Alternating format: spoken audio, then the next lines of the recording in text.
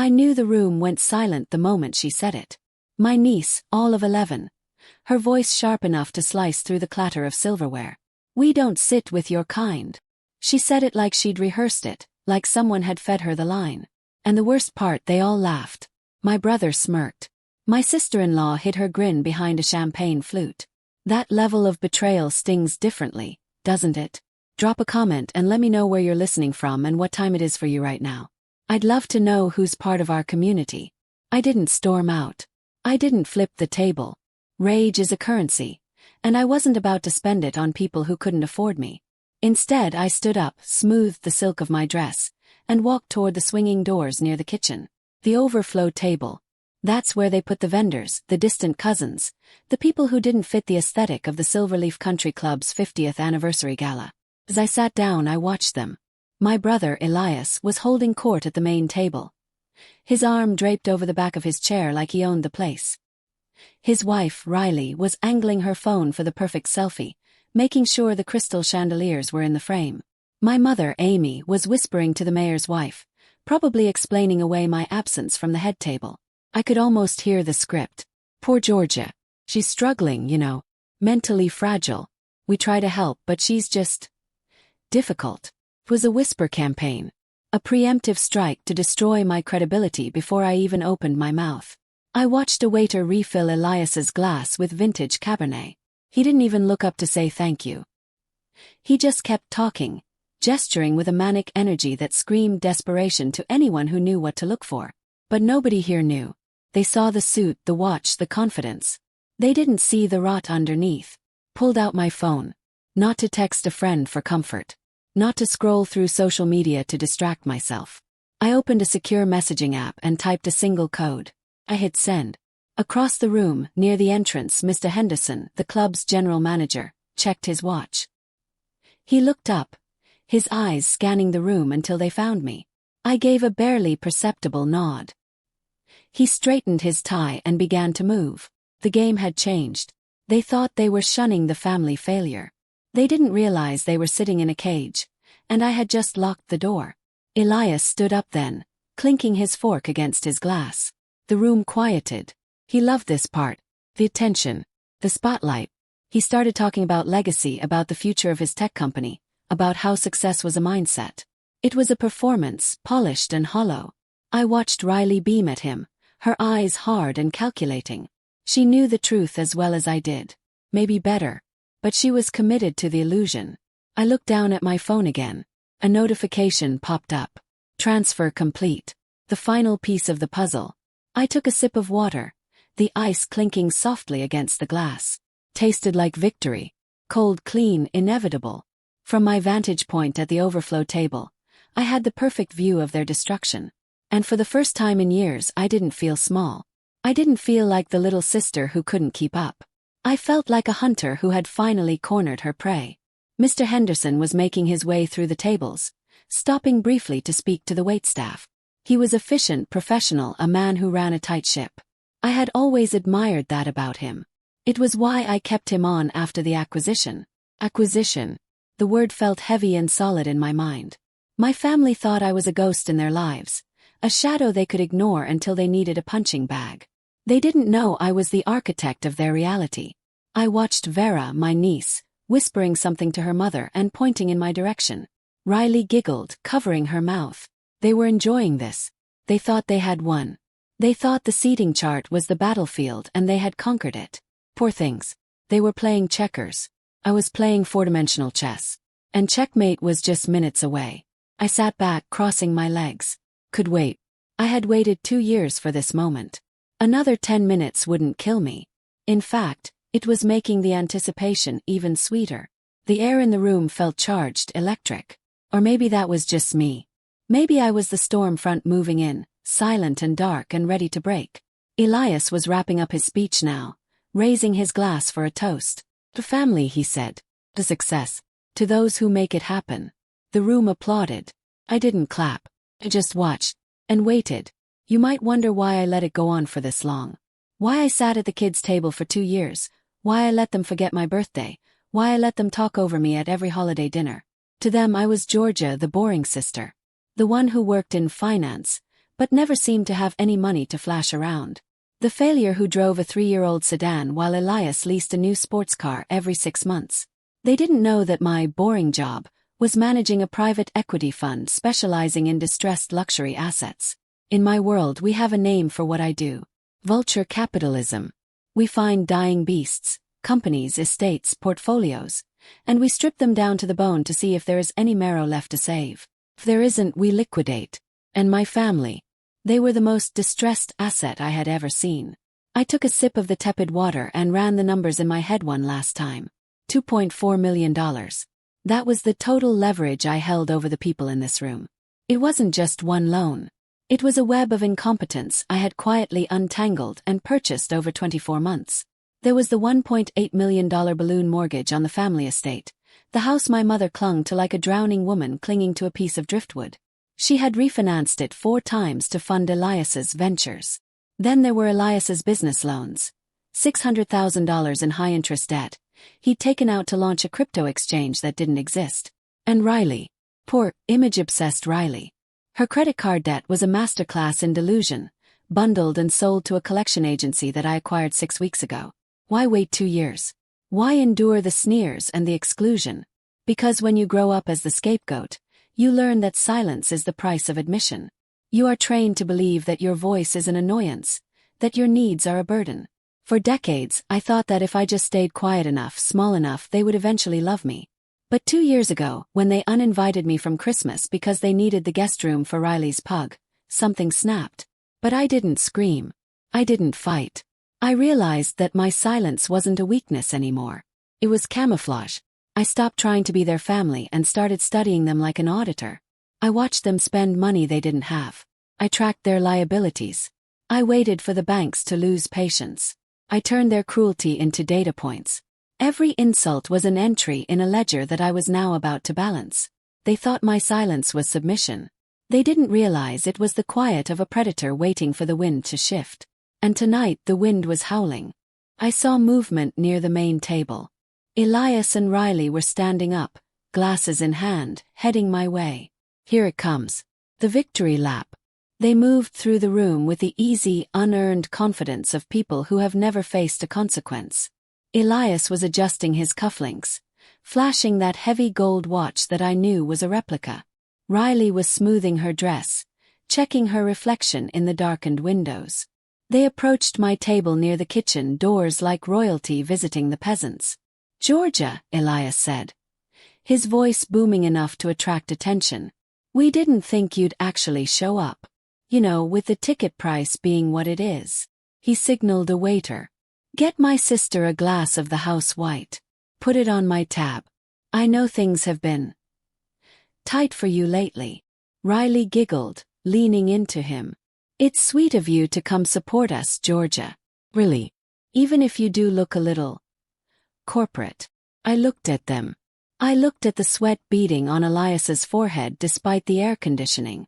I looked at the way Riley's smile didn't quite reach her eyes. It was fascinating, really. The psychology of the broke aristocrat. They were drowning in debt, suffocating under the weight of their own lies, yet they stood there pitying me. It's the delusion of power of an empty wallet. They had confused having with being. They had the clothes, the venue, the expensive champagne. They had the appearance of wealth. But they didn't be wealthy. They had no foundation. It was all a performance, a stage play where they were the stars and I was the audience member they felt sorry for. I, on the other hand, had nothing to show. My dress was simple. My car was practical.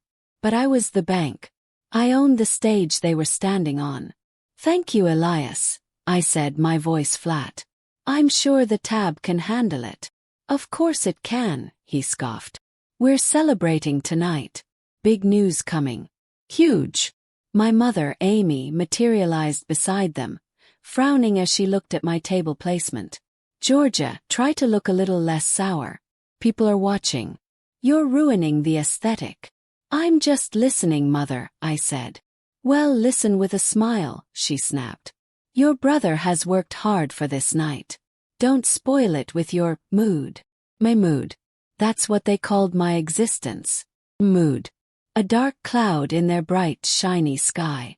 I wouldn't dream of spoiling it, I said. I'm just waiting for the toast. Elias grinned, clapping a hand on my shoulder. Felt heavy, patronizing. That's the spirit. Learn a thing or two, Georgia. Maybe one day you'll be sitting at the big table. He winked at Riley, and they turned back toward the center of the room. My mother gave me one last critical look, smoothed her skirt, and followed them. I watched them go. I watched Elias stride toward the stage, grabbing the microphone from the band leader. He loved the sound of his own voice. He loved the applause. He had no idea that the microphone was the only thing he held that I didn't own. I picked up my tablet from my purse. I unlocked the screen. The file was open. The deeds, the loan agreements, the transfer of ownership for the Silverleaf Country Club. Mr. Henderson caught my eye from across the room. He gave a sharp nod. He was ready. I took a sip of the house white wine Elias had ordered me. It was sour. Fitting. Elias tapped the microphone. Testing, testing. Can everyone hear me? The room went silent. All eyes were on him. He beamed, soaking it in. He looked like a king. I set my glass down. It was time to show the king his castle was made of sand. Friends, family, esteemed guests, Elias began. His voice projected perfectly to the back of the room. He had that preacher cadence, the kind that makes empty promises sound like gospel. We are gathered here to celebrate 50 years of Silverleaf, but I want to talk about the next 50. I want to talk about the future. He paused for effect. It was rehearsed. Everything about him was a rehearsal for a play that never opened. As many of you know, the markets have been volatile, he said with a knowing chuckle. But true visionaries don't fear volatility. We ride it. That's why I am thrilled to announce tonight that Apex Ledger, my firm, has just closed a seed round with a major silent angel investor who believes in what we are building. Applause rippled through the room. Riley clapped the hardest, her eyes scanning the crowd to see who was impressed. I stared at my tablet screen. I accessed the file for Apex Ledger. I pulled up the acquisition documents I had signed 48 hours ago through a shell corporation listed in Delaware. The angel investor wasn't a visionary from Silicon Valley. It wasn't a hedge fund manager from New York. It was me. I had bought his debt. I had bought the controlling stake in his failing company for pennies on the dollar because he was insolvent. He thought he had secured a lifeline.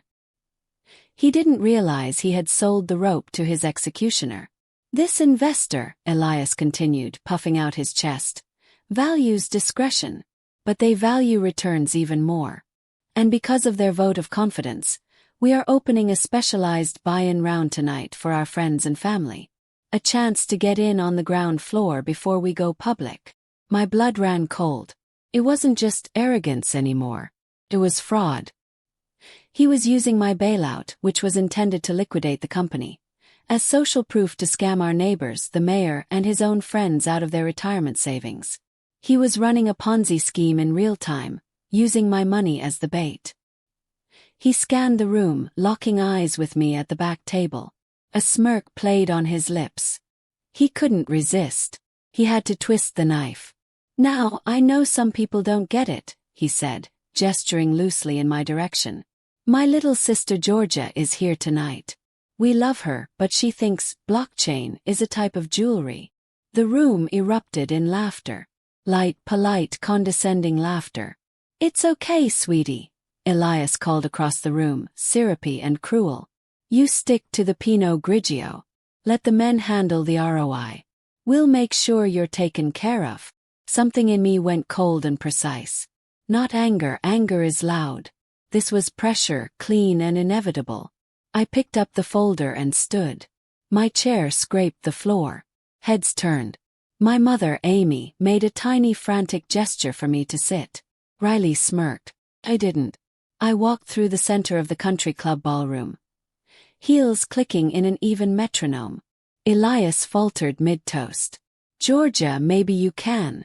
I stopped at the main table and set the folder beside his centerpiece. You're mistaken, Elias, I said, quiet, but the silence carried it everywhere. I'm not here for Pinot Grigio. And I'm not here for charity. His smile tightened. Sit down. You're embarrassing yourself. And you're not an entrepreneur, I continued. You're a liability. I opened the folder.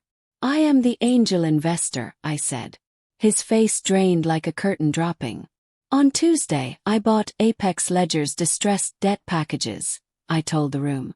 I own controlling interest. I didn't buy it to take your company public. I bought it to liquidate it before you defrauded anyone else sitting here. Riley shot up, chair clattering. She's lying. She works in a cubicle. I looked at her.